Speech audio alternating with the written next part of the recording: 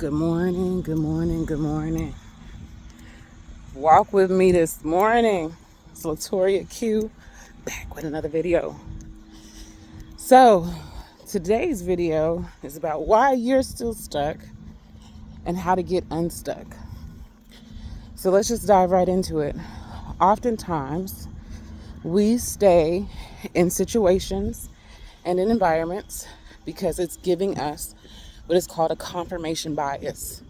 A confirmation bias is a positive or negative thought pattern that receives confirmation from its outside influences that confirm why your beliefs are your beliefs. So that means if you don't like your job, you're going to continue to receive confirmations that confirm why you don't like your job. If you're in a relationship you're not happy with, you're going to continue to see evidence of why you're not happy in that relationship. If you're in a financial situation where you are stuck, you will continue to receive confirmation as to why you're in that, and your belief systems cannot switch or change quickly enough to get you out of that state of being and into a new environment.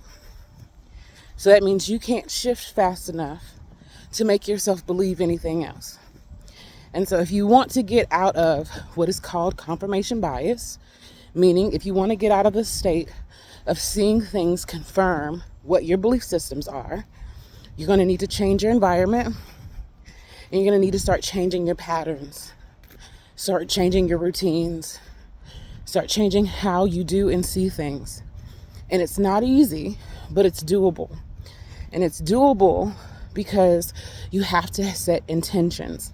Set the intention to change your bias. Set the intention to change your belief system. Okay? So the reason why I'm doing this video is because I was asked to be a part of a summit. And the summit is for business women who have either experienced or are currently experiencing narcissistic relationships.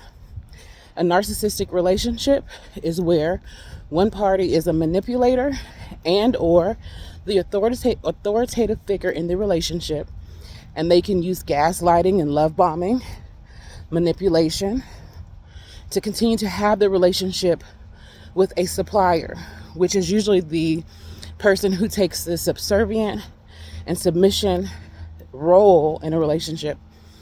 And so you can have a narcissistic boss. You can have a narcissistic relationship with a lover.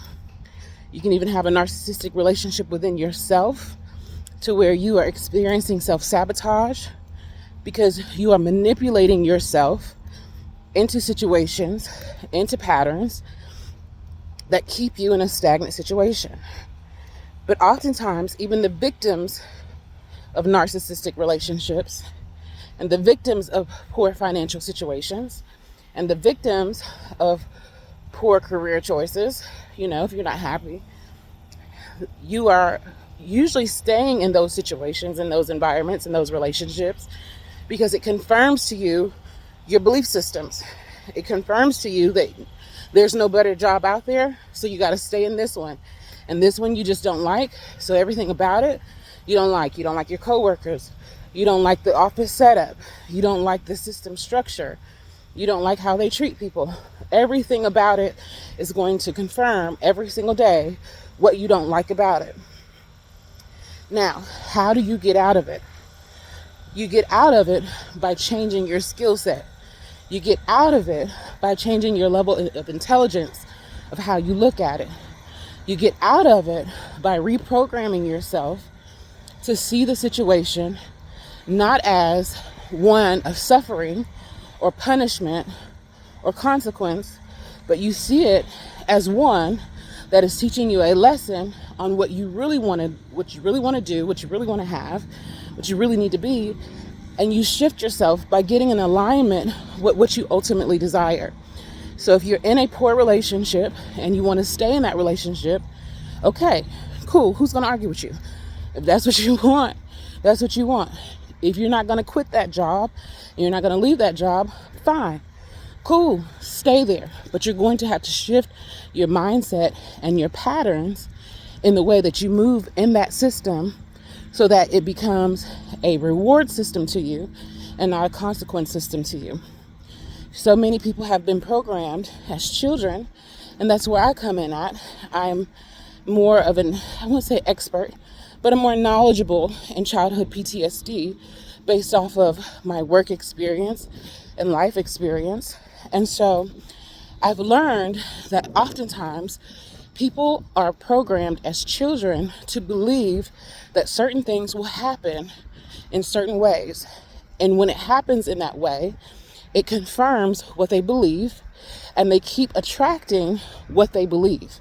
You are what you think you are. So if you believe that you're never going to have employment or a business or even just income in general without attaching it to an actual job, if you always believe you're going to be in lack, you're going to be in lack. If you believe all relationships are toxic or you can't trust anyone, you are going to continue to attract toxic people and relationships that you can't trust. Whether that's you showing up as a representative and not your authentic self, or whether that's you trying to please your partner, whatever it is, you are going to confirm whatever your belief systems are. So to get out of that, your mindset has to shift. You have to get to a point where you are no longer attached to your biases. You are no longer attached to the process in which you used to look at things. You cannot believe that you're always going to be in a negative place. You cannot always believe you're going to be broke. You cannot believe you're going to always be in a toxic relationship. You cannot believe that your business is not going to work. You cannot believe that. You have to be on the polar opposite end and start confirming those beliefs and looking for confirmations for those beliefs, right?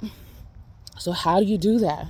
Well, you start looking at healthy relationships. You start looking at people who are thriving in their life and career. And you can do that by getting a mentor or a coach.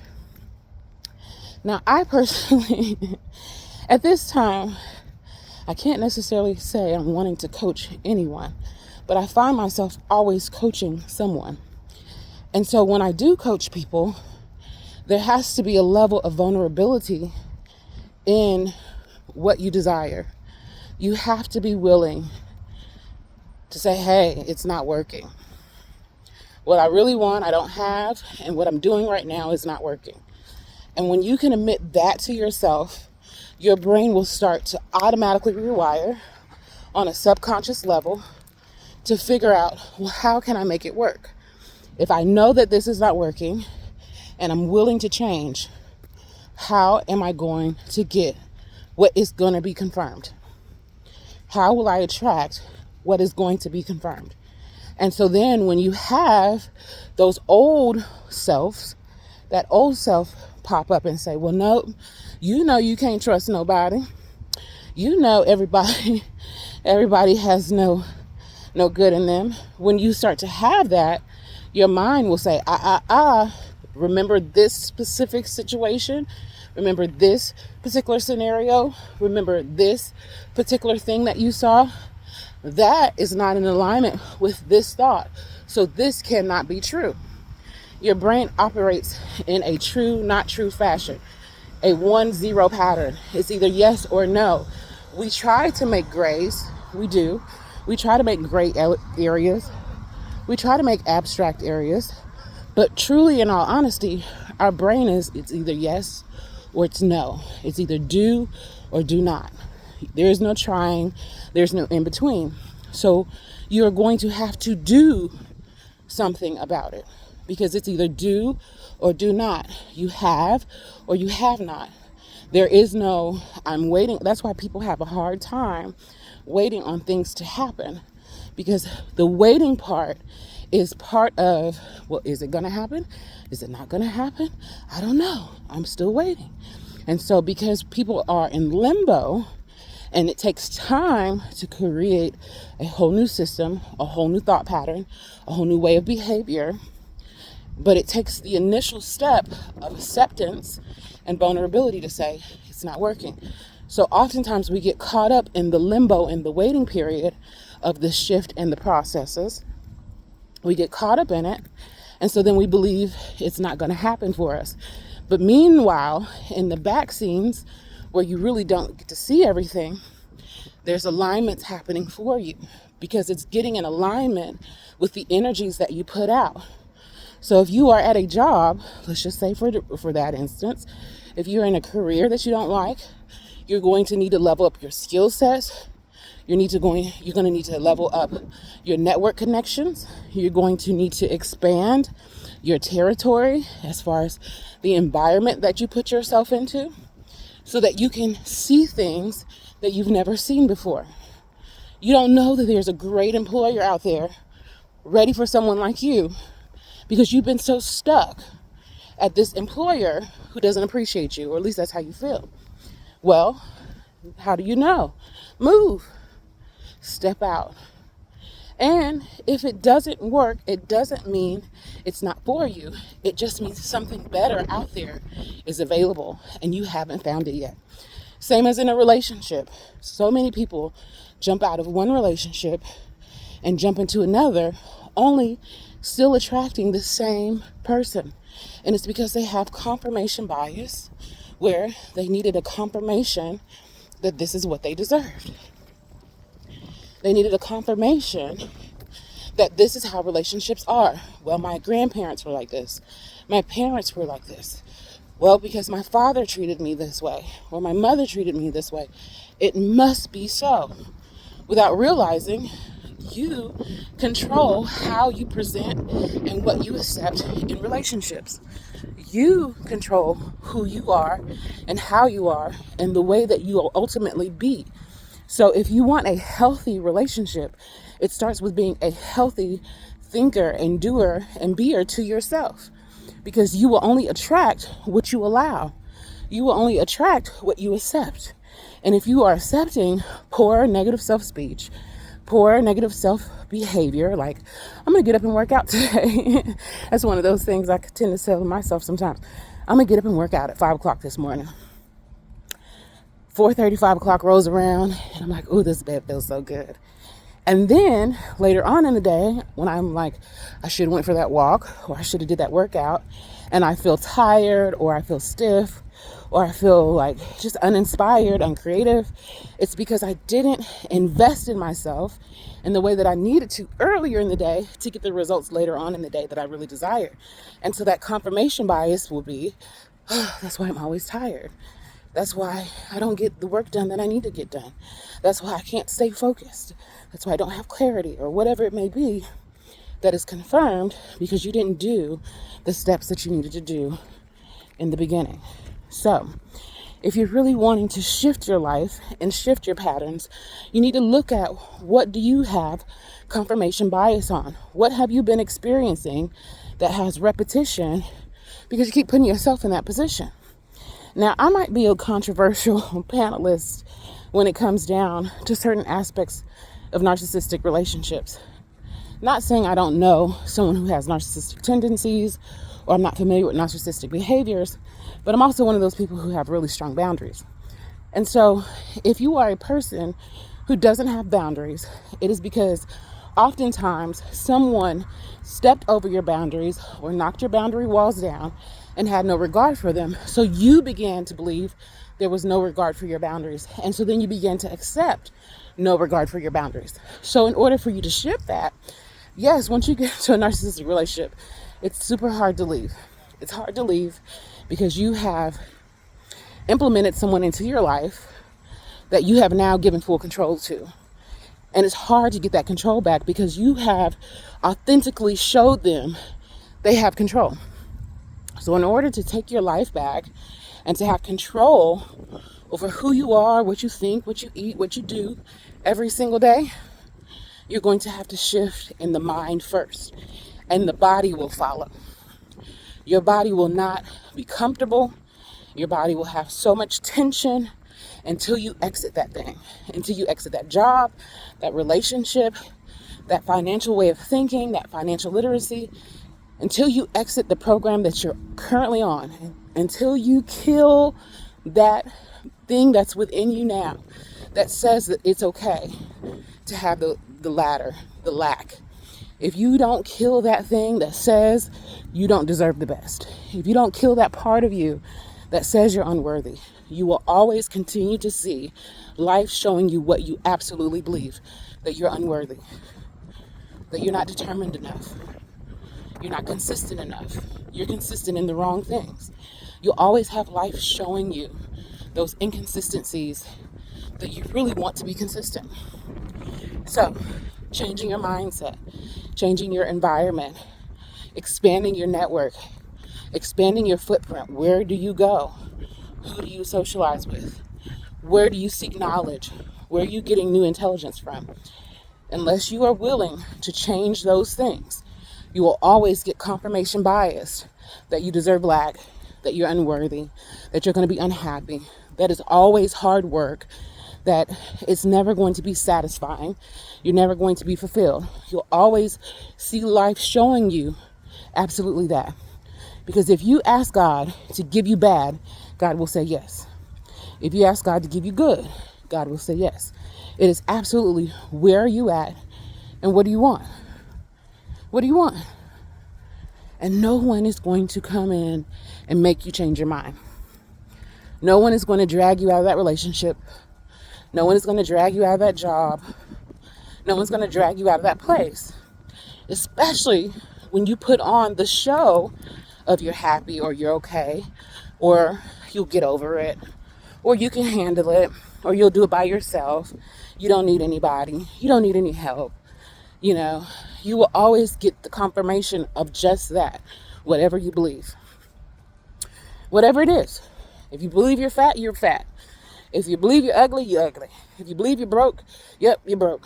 But until you start shifting your mindset, your patterns, your day-to-day behaviors, you'll always get the confirmation bias that you're looking for. That's just what it is. And you know, like I said, I understand leaving situations are not easy, but you have to be willing to kill off that version of you that thinks it's okay. You got to be willing to lay it down. You do. And how do you do that? Again, by being honest with yourself, being vulnerable. This is not working for me. One of the things that I did for many, many years, and I still do, is I journal. And I've gotten so much better at journaling, because it used to be I was very surface level with it. You know, what am I grateful for? What do I appreciate? What are the things that I really want to see and attract in my life? And so it got really easy and good to say, oh yeah, I want to attract this amount of money per month. And I want to attract this type of relationship. And I want to attract this. But when the journaling began to get more introspective, why am I accepting this career? Why am I accepting this relationship? Why am I accepting these financial habits that I'm doing? Why? I found that I was attached to some deeper rooted issues. So I was attached to thinking, okay, well, this is the only way relationships are going to be. And so if relationships are always going to be this way, then this is how I'm going to show up. And me showing up in a way that I didn't want to be, I always attracted a relationship I didn't want. Or I attracted a version of me that I didn't want. Great person, wrong me. Or if I was in a career and I didn't feel appreciated, or if I didn't feel like my contributions were valuable, whatever it may have been, the job will always be the job. The work will always be the work. But how am I showing up? Am I showing up as I'm not interested? Am I showing up as if it's a waste of time? Am I showing up in a way that I'm not really a contributing coworker or contributing employee? Okay, well, why am I still at this job? What do I like about it? Where do I find my value? Okay, so I take the skill sets that I see myself having value in, and I go look for a job, or I go look for a career, or I go look for new skills that support my why. Why am I doing this? What is it serving me? How is it making me better? How can I use this to my advantage? How can I use this to show value or give value to others? And if the cons outweighed the pros, then I needed to shift my environment. I needed to change the relationship, change the home. And sometimes, let me back that up. Sometimes you're not just going to be up and able to move out of your house. Okay. Rearrange your furniture. Throw away old stagnant things that you no longer use. Get rid of those items that just hold space but show no usable, applicable value. Start discarding those things. When you start doing it in the physical, because you've allowed yourself to believe it in the mental, that you can get rid of things, your life will begin to shift as well. Mentally, emotionally, physically, spiritually, financially, materially, whatever it is, your whole world will begin to shift because you begin to shift on a mental state. You said, I'm going to let go, and I'm letting go in this physical to represent me letting go of my mental. Okay? And one of the things you can do is go get a sticky note and write down some of those things that bother you about yourself. I hate that I procrastinate. I hate that I don't get up in the morning and work out. I hate that I don't invest in the way that I should. I splurge more than I invest. Whatever it is, write it down on a sticky notepad and go around your house and find those things that you are willing to throw away. And however many sticky notes you write, if you write 5, cool. If you write 25, better. If you write down all those things on the sticky note and just start walking around your house and start slapping those sticky notes on things that can be thrown away. When you throw it away, mentally, you wrote it down. I don't like this. I am being vulnerable, and I'm being honest, and I'm being transparent about things about myself that I don't like. And I'm being honest and vulnerable about the things I'm willing to change. This and this can go together, and they're going to the trash. So I'm a procrastinator no longer, because when I threw out that old piece of paper that's been sitting on the kitchen counter or on the kitchen table or on the couch or wherever it's at in your house, on your desk, I've been holding on to this paper and I could have been throwing it away. Well, bam, I put a sticky note on it, and the representation in my mind is I'm not only throwing away that old stagnant piece of paper or that old stagnant appliance or that old stagnant clothes, I'm throwing it away, and I'm throwing away those mental blockages as well. So I hope that helps. Thanks for walking with me. Talk to you later. Bye, baby.